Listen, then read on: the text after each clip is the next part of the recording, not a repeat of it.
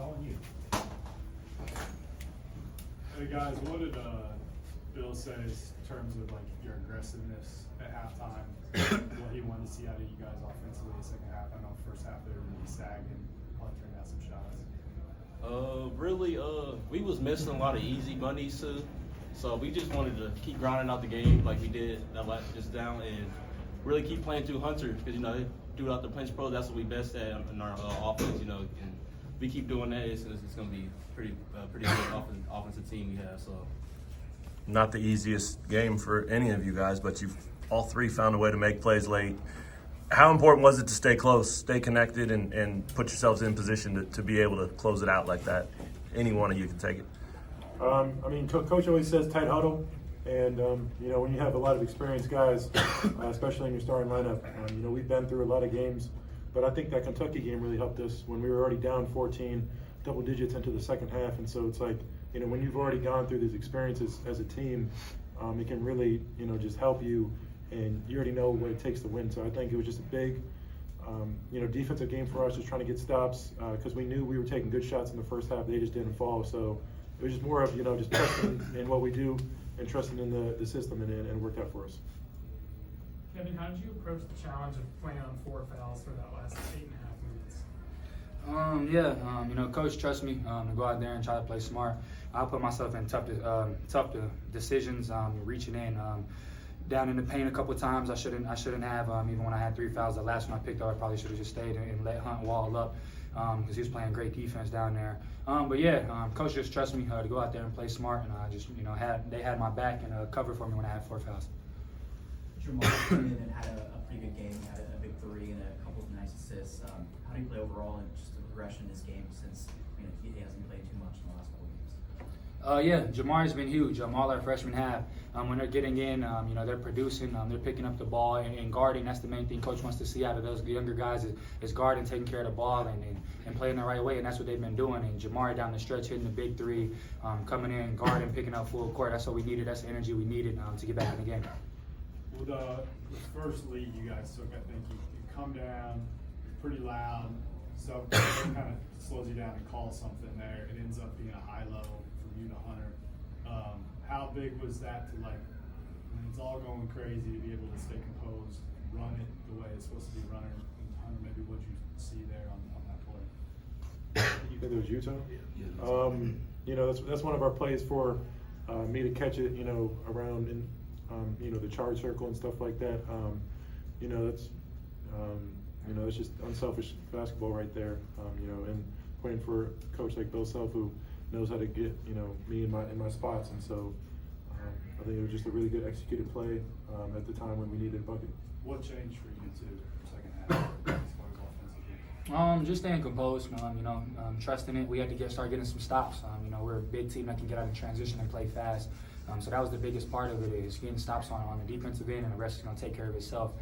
We know we have offensive pieces. The coach going to put us in the right position to make plays on offensive end. We got to get stops first up.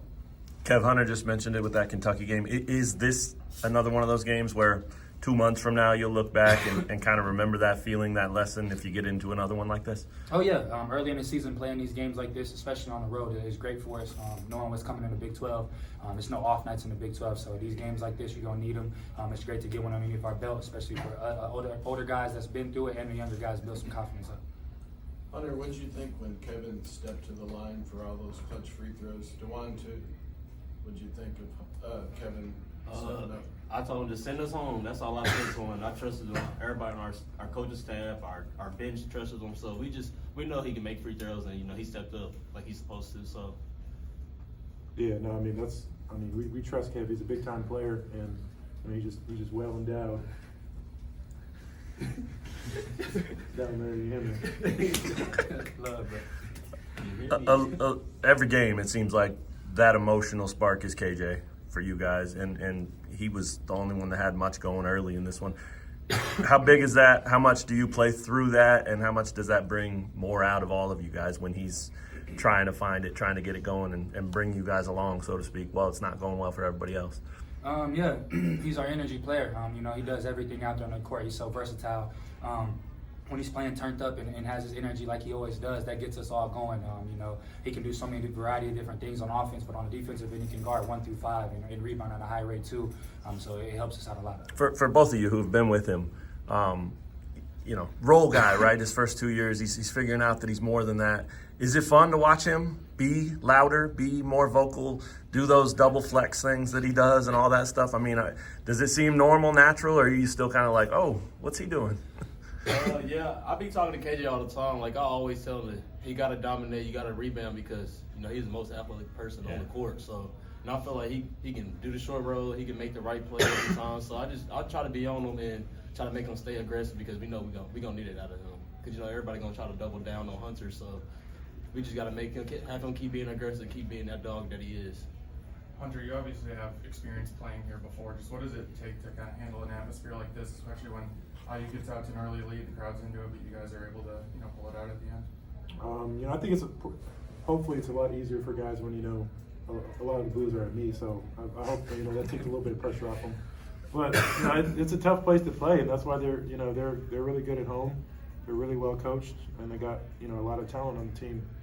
But, you know, we're a damn good team too, so, you know, when we're good too. But I mean, you know, they gave us a game. They gave us, you know, a great shot. You know, they shot it really well. They played really well inside. Tough, you know, made it tough for us defensively, especially in the first half. But you know, it was a battle of, you know, some two blue bloods out there. Hunter, you talked about it back at Big 12 Media Day in KC, and you like being that guy that people get on and hate and yell and the villain, so to speak. You heard a little of Michigan State up in Chicago with those fans that stuck around to boo you. You got booed tonight. Why do you like that so much? Well, I mean, like if you don't like it and, you know, it annoys you and it can get to you, then, you know, you're gonna obviously not play as well. So I don't try to, you know, fight it at all. I just embrace it because, you know, it's not gonna go away anytime soon. You know, I could probably save a baby out here in Bloomington and they still boo me the next game. But, you know, that's how it is. Like, they're not gonna ever like me here, and so it's like, why try to, you know, be like a nice guy, or like on the court, like who cares if they're gonna boo you? As long as my Kansas Jayhawks back home and Allen like me, that's all I need. How much value is there for you to show them it doesn't bother you, whoever the fans are? I mean, that's like, I don't know, it makes it, you know, more fun. Like when it's a loud atmosphere like that and quiet in the crowd. I think, you know, that's what, you know, we play for. That's fun going on the road, and that's why it's so fun to, you know, win on the road. It's because, you know, it's just you guys in the huddle. Everybody, you know, else doesn't want you to win. It's just those guys in the huddle, really in the trenches battling, and I think that's why, you know, road wins are so special for guys. Kevin, what'd you think of Galloway? Really, Scoring all those points for Indiana, Galloway. yeah, really good player. You know, he's improved a lot from last year. You know, he was getting downhill, hitting threes. Played a really great game. Hats off to him. All right, thanks guys. Rock